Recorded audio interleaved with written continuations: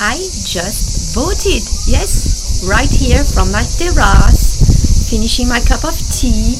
All I needed to do so was an internet connection and a smartphone. That was it. But let me back off and share with you how that was set up and how it works to be fast, efficient, and secure. So, here I voted for the French Parliament election, and it was really set up very quickly. If you back off, a month ago we had the European elections. We had the extreme right that really won a large majority here of the votes. President did not like it and decided to dissolve the parliament all of a sudden.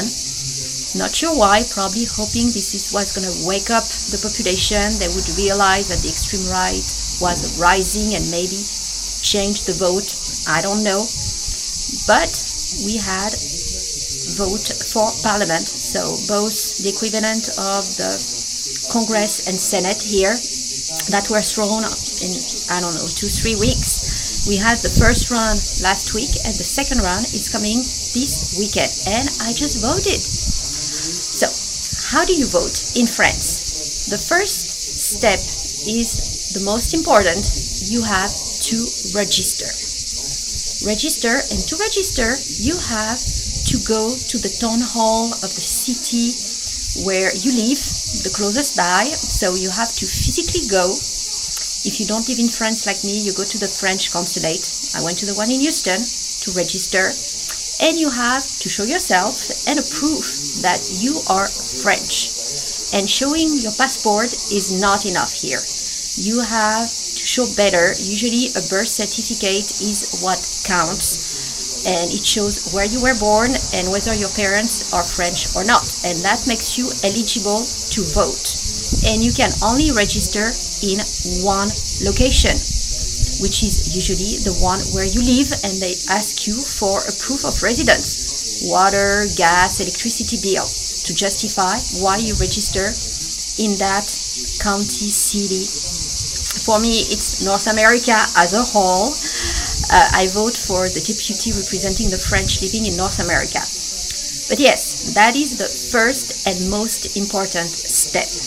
And then you can enable the option to vote by internet. And to do so, you're going to have to provide an email address and a phone number. And so how did that work? Of course, you can go and vote physically for me at the consulate. But let's be honest, if you look at the French living in North America, very few live close to a consulate. So the easiest way is actually to vote remotely on the internet. And to do so, they sent us first an email saying, hey, we're going to open the portal to vote and you're going to have that much time. So this is the trick here, because you don't have that much time. It's actually less than 48 hours. It's a day and a half, and it is set on French time. So you have to be careful with the time difference. If you want to vote, you have to pay attention. But you have the time frame, you have the link. Warning, it's going to open up in 2-3 days. Then they send you an email with your login information, and they send you a text message on your cell phone with your password. So, as I said, all you need here is a smartphone. Receive the email, receive the text message, and that's all you need. When it's time, you log in into that website, enter your login registration, password. You get prompted to choose which candidate you want to vote. You can check the program and so on. You got a few links if you want to double check who you vote for. And when you validate, in order to validate your vote, they are going to send you another text message with I think it was a 4-digit code that you have to enter just to prove it's really you doing it, and validate, and that is it.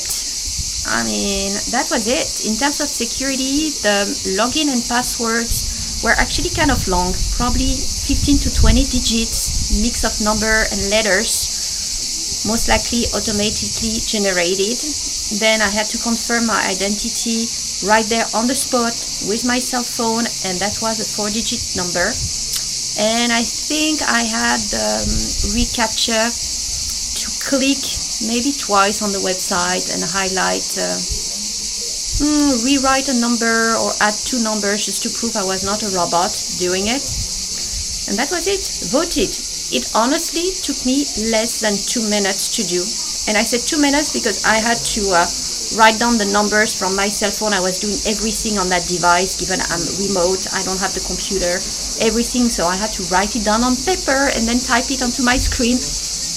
If you do it better than me with a computer, less than a minute. And in my opinion, it's pretty safe because first you have to register. Once again, this is the number 1 control, registration.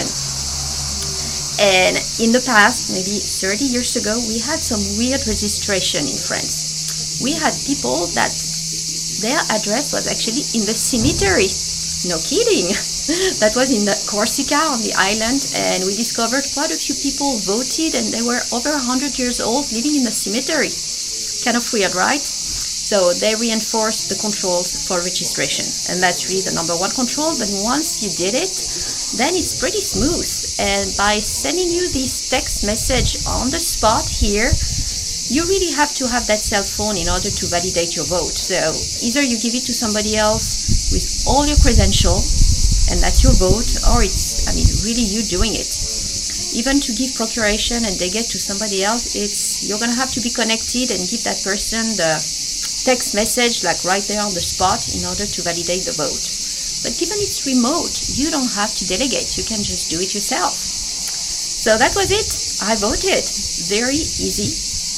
And that makes me actually wonder why it cannot be done everywhere such an easy way. And not just easy, secure. That's the thing, to ensure only eligible people can vote. No dead, no illegals, just the people who have the right to vote. Seems pretty easy, right? Well, let's see who is going to win on this election, because we have on one side the extreme right, on the other side the extreme left, and in the middle is the party of the president, and they have far less votes than the other two. So big question is whether the extreme right is going to have the vast majority, over 50% of the seats at Congress, and can actually run the country. So far, it is not sure. I honestly have my doubt. It's most likely going to be a very divided Congress, which is going to make it very hard to govern and pass any law. We'll see. We will see. Answer on Sunday. Hope you enjoyed the video and found it interesting. If you did, please give it a thumbs up and subscribe to the channel. Thank you all for watching.